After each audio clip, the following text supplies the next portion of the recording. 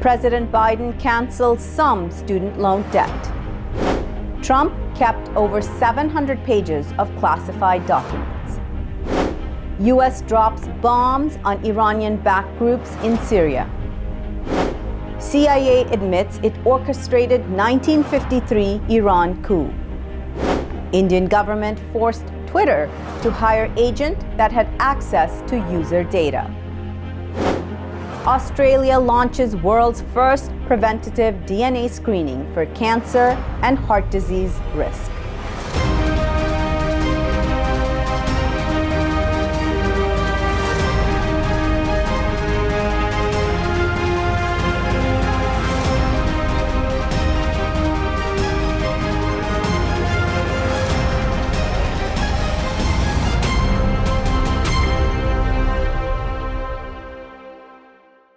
From Washington, D.C., this is the Muslim News on Muslim Network TV. Assalamu alaikum, I'm Hena Zuberi. Our top story tonight. On Wednesday, President Biden announced his administration is forgiving up to $10,000 in student loan debt. This is for borrowers making less than $125,000 annually and $20,000 for Pell Grant recipients. It marks the largest forgiveness of federal student loans per individual to date. Biden also again extended a payment freeze on federal student loans and interest accrual. On Tuesday, Adam Fox and Barry Croft Jr. were convicted by a jury for the foiled plot to kidnap Michigan Governor Gretchen Whitmer and to blow up a bridge.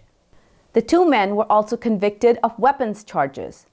Fox, who was the ringleader of the 2020 plot, ordered explosives from an FBI agent. Progressives in Michigan welcomed the conviction. They hailed it a good start towards holding far-right extremists to account for political violence. In his closing argument Monday, prosecutor Niles Kessler said Fox and Croft Jr. wanted to set off a second American Civil War and the second American Revolution.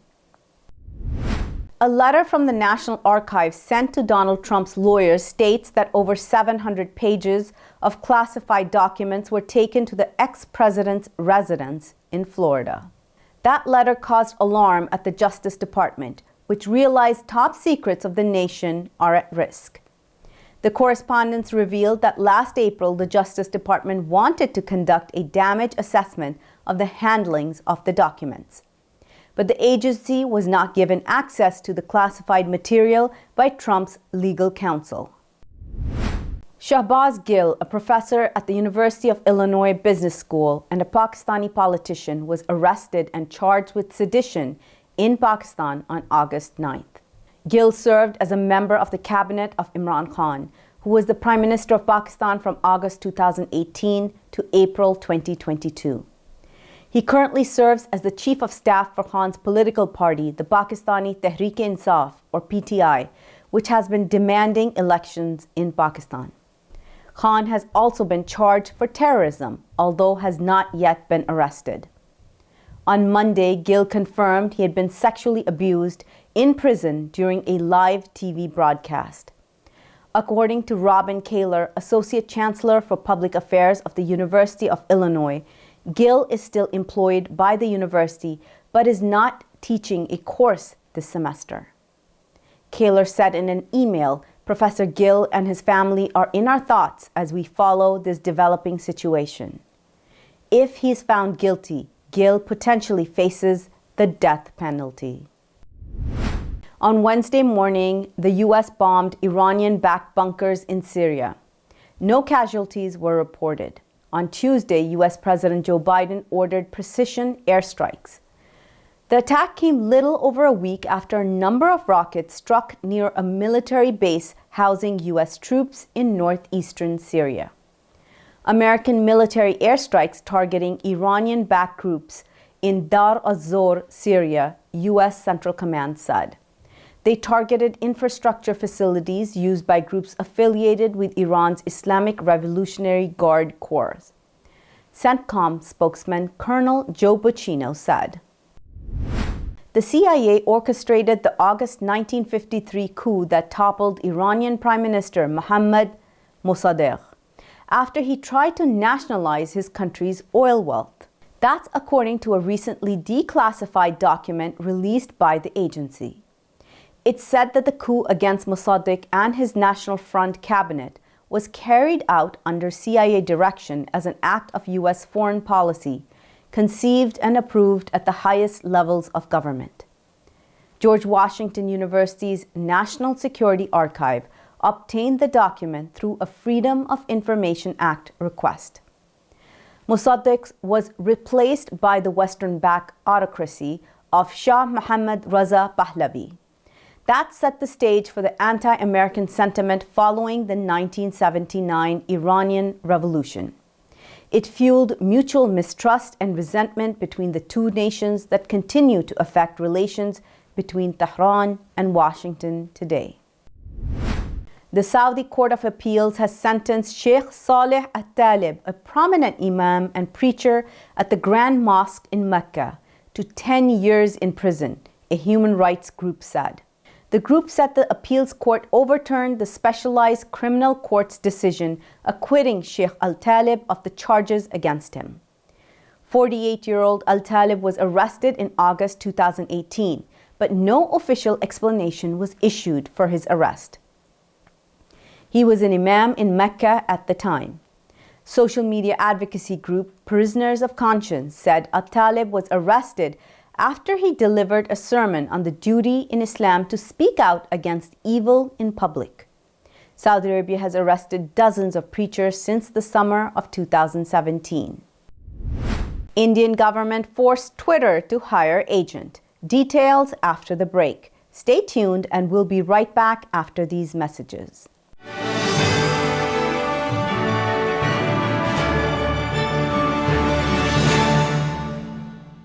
A free 3-minute online chat can give you the personalized tips you need to start boosting your retirement savings today. I am what hunger looks like in America. If I could be you, and you could be me for just 1 hour. If we could find a way to get inside each other's minds. Walk a mile in my shoes. Walk a mile in my shoes. Well, before you abuse, criticize and accuse. Walk a mile in my shoes. There are 16 million children struggling with hunger in America. That's 1 in 5 daughters, sons, neighbors, and classmates who don't know where their next meal is coming from. Yet billions of pounds of good food go to waste every year. It's time we do something about it. Feeding America is a nationwide network of food banks that helps provide meals to millions of kids and families in need. Visit feedingamerica.org to help them feed even more. Together, we can solve hunger. Together, we're feeding America. Despite the development of a COVID-19 vaccine, millions around the world will not have access. We need a vaccine that's free and available to everyone, everywhere. It's time for a people's vaccine.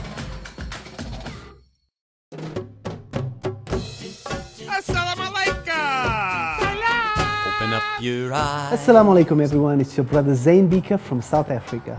One of the first educational programs ever produced for Muslim children was the ever popular Adam's World series.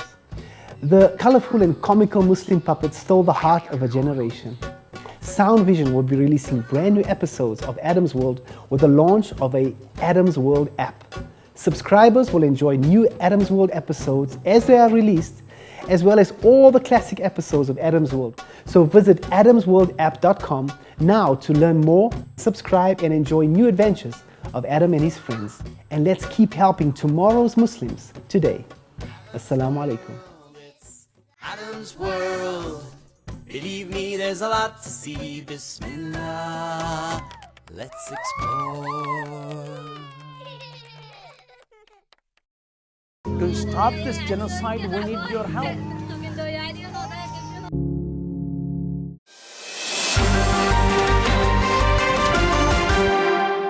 Welcome back.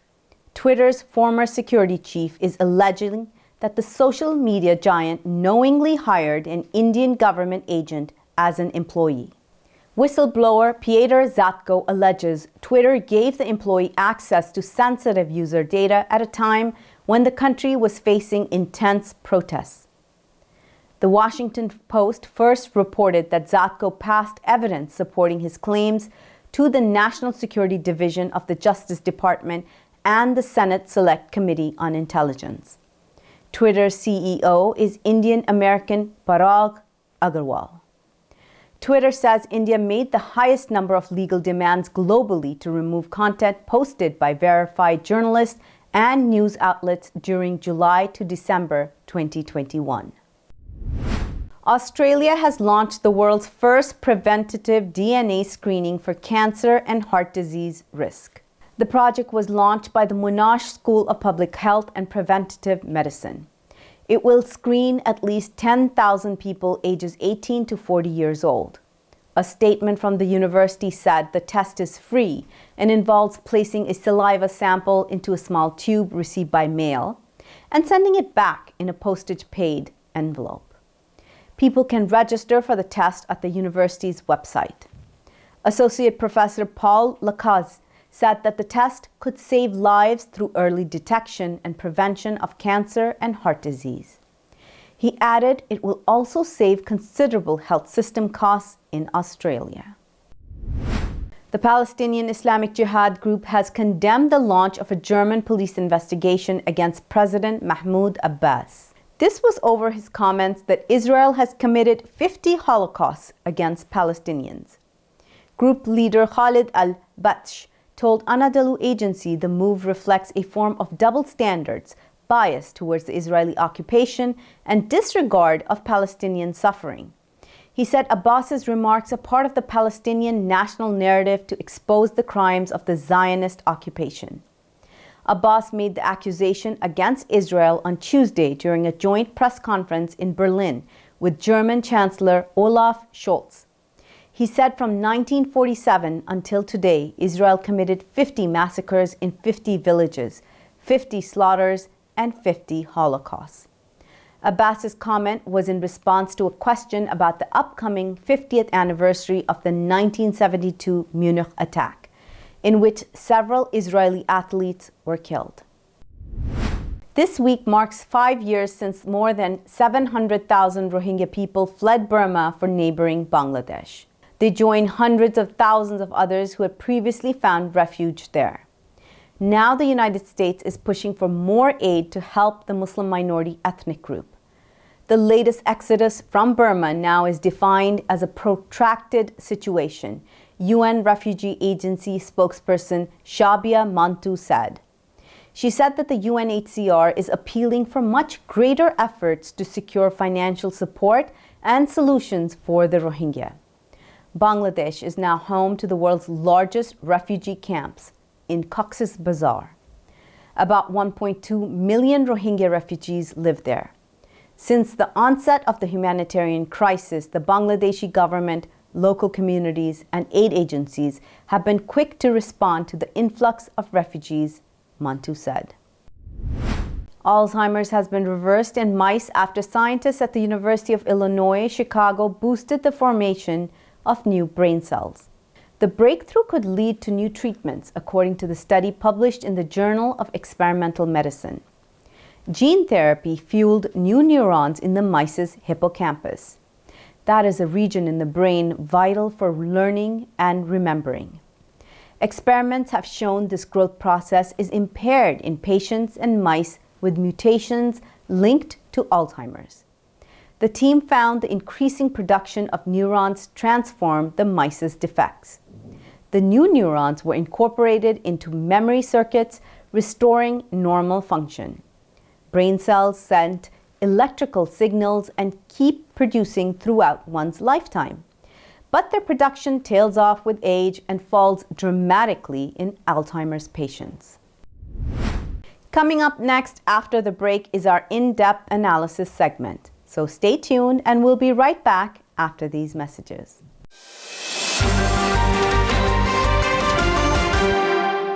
If I could be you and you could be me for just 1 hour. Walk a mile in my shoes. Walk a mile in my shoes. I am what hunger looks like in America. I am an 8-year-old girl who's not excited for the last day of school.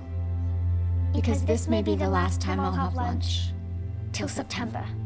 I am a single father of 2 who works 3 part-time jobs, and that's still not enough to put food on the table. I was created by artificial intelligence from faces of the 1 in 8 Americans who struggle with hunger. Feeding America, 200 food banks strong. Despite the development of a COVID-19 vaccine, millions around the world will not have access. We need a vaccine that's free and available to everyone, everywhere. It's time for a people's vaccine.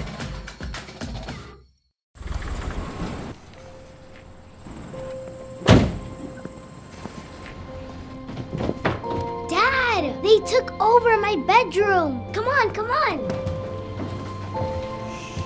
Okay, Dad. 1, 2, 3.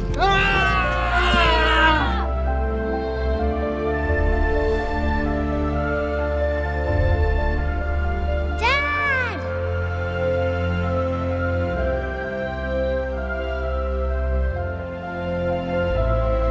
You saved me. Dad? Are you okay? I'm fine, dear.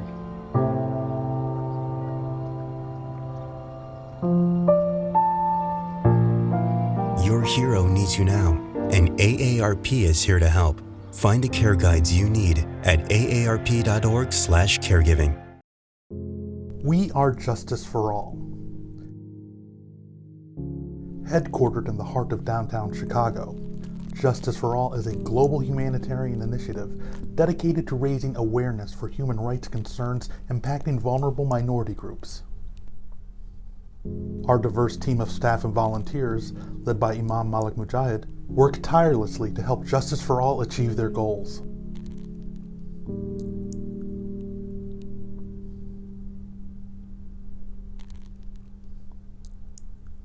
We promote policies that protect religious freedom, address the root causes of mass displacement, and recognize the plight of refugees and forced migrants. Together, we can continue to stand up for justice. Justice for all.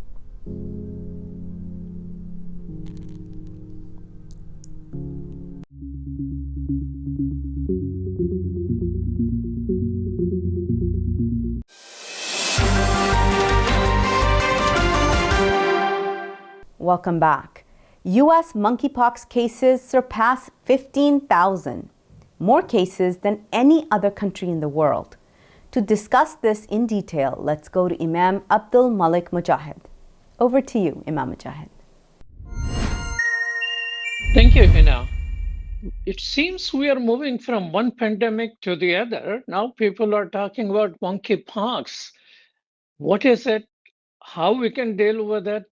Is there a way of avoiding? Does the masking and social distancing work? We'll have all these questions and few more with Professor Wafaa El-Sadr. Welcome to Muslim Network TV. Thank you. My pleasure. Professor Wafaa El-Sadr is Director of ICAP at Columbia University and Columbia World Project. She's a professor there, and we have a whole lot of questions. What is monkeypox and how deadly is it? Yeah, let me, in brief, tell you a bit about monkeypox. Monkeypox is, or MPV for short, is a virus that we've known about for many, many years. So in contradistinction to the virus that causes COVID-19, which was a new virus that we had never seen before, the one that the MPV virus, the monkey virus, is a virus that we've known for a long time. It's been known to cause an illness largely in several countries in West as well as in Central Africa over the past several decades. I think what's unusual now is that we're experiencing an outbreak, meaning an increase in the numbers of cases of this infection, of MPV infection and MPV disease, in countries where it had not been previously reported in such an amount of numbers of cases.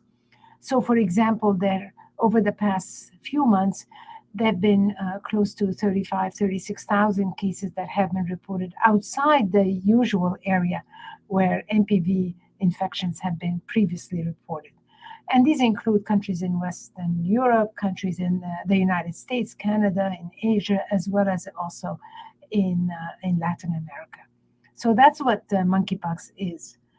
Now, again, it's very different from COVID-19, not only because we know this virus, but also because it is not transmitted like the coronavirus that causes COVID-19. We know already from COVID-19 is that it can be transmitted through what we say is a casual contact, meaning if you're in the same room with somebody who has COVID-19, you could get infected if you're not if somebody has COVID and you're not masked and you're not distanced. What we know is that with MPV, with monkeypox virus, that is not the case. That the vast majority of cases and transmissions are due to very close skin-to-skin contact. That's how it's transmitted, not like COVID-19, which is largely transmitted through this casual contact that I described before. Okay, so what is it, if it has been known to people, why people are panicking now? Well, I think people are panicking because, like I said, it's been responsible for these sporadic outbreaks in other countries, and we haven't had outbreaks like this with this large numbers of cases of MPV in countries like the United States or Western Europe and so on. So that's the reason why people are concerned. I very much want to share with you all is I think there's always a need for concern when you have an outbreak with an infectious disease, whatever it might be. But I strongly believe there's no need for panic. This is not a pandemic like COVID-19 pandemic. We have an outbreak globally in the whole world. We have thus far, maybe about 40,000 cases have been reported. That is completely different from COVID-19, where we had millions and millions and millions of cases of COVID-19. So I think there's reason for concern. We should make every effort to stop this outbreak, but there certainly is no reason for panic. You know, what does it tell us about the disparities? This thing was known, it was in Africa, and it seemed it didn't come to the news. Nobody declared it to be a pandemic and all that. And now that America and Western Europe is hit, now people are talking about it. And as you're saying, there's no reason to panic, but there's a reason to be concerned. Is it that when we get sick or we are afraid, only then we pay attention to these things? Well, I think it's a very good question, and I agree with you. Is that unfortunately we often are not. We only deal with an issue when it becomes a crisis, whether it be COVID-19, whether it be the HIV epidemic, whether it be monkeypox. Now, we only it's like a wake-up call when it is a crisis already. We and people in infectious disease like myself, we strongly believe that rather than waiting until there's a crisis, one should focus more on being prepared rather than waiting and then trying to respond in a crisis. And that's why there's a lost opportunities often when we are not prepared. So, for example, as you said, we've known about this virus for many decades, but we paid very little attention to it. And that in and of itself is unfortunate. Because if we had paid more attention and we had been prepared and thought about this possibility, in all likelihood, we would have been much better able to mount an effective and robust and quick response once the first cases were identified. Do you think because of the pandemic, COVID-19 pandemic, responses and alertness and paying attention to when something like that exists somewhere will improve? I think that's what I certainly hope that we will do so. And I am optimistic that because of all the lessons we've learned from COVID-19, and now that we're learning again from this outbreak, is that we would think very carefully about the importance of being prepared. We are one world. Something that happens in one country doesn't stay in that country. We are interconnected now, more than ever before. We are essentially one community. And I think the idea, the misperception that just because something is not happening, does not occur in your own backyard, within your own family, within your own country, then that means you shouldn't worry about it. I think that is a big mistake. We have to think globally. We have to think about how the health of our community is very much dependent on the global health in and of itself. Dr. Wafaa El-Sadr, you mentioned that you cannot acquire this by close proximity, but you need to have skin-to-skin contact. Does it mean people need to avoid shaking hands, hugging, and kissing? I think, like I said, the major route of transmission, I want to be very careful, the major route of transmission or how it's transmitted is this close skin-to-skin contact. It also is important to keep in mind that it has to be with someone who has sores on their body. If they're one of the manifestations, one of the way in which people who are sick with MPV, they often will have rash or sores on different parts of their body. And the transmission happens when there's touching of these sores or this rash, and that in and of itself then leads to the transmission of the virus. So somebody has to have monkeypox, they have to have sores or a rash, and somebody else has to touch these. So it is not, I always tell people that, not to be afraid of things like shaking briefly hands or brushing against somebody in the subway or on a bus or something like this. This is not how this virus, from what we know thus far, this is not how this virus is transmitted. There are some evidence that it could be transmitted by, for example, sharing bedding or clothes or blankets with someone who has monkeypox infection. So that's the reason why we recommend strongly that if somebody's diagnosed with MPV, that they need to be isolated. And what that means is that they need to be separated from other people in their family, in the household, until all of the sores on their body have healed completely, before they can break isolation, because that prevents transmission to others. And then once that person is completed their period of isolation, then one has to be very careful about, wearing a mask, taking all the beddings and the clothes and so on, and putting them in the laundry separately to make sure to kill the virus that may be in the beddings and in the sheets and the towels and so on. Well, thank you so much, Dr. Wafaa El-Sadr, for your time. Truly appreciate that. Thank you. My pleasure. Back to you, Hena. Thank you so much, Imam Mujahid. That's all from our Washington studios tonight. Thank you for tuning in. You can find previous episodes and more on our YouTube or Facebook. For more content, keep watching Muslim Network TV or visit muslimnetwork.tv. Assalamu alaikum and good night.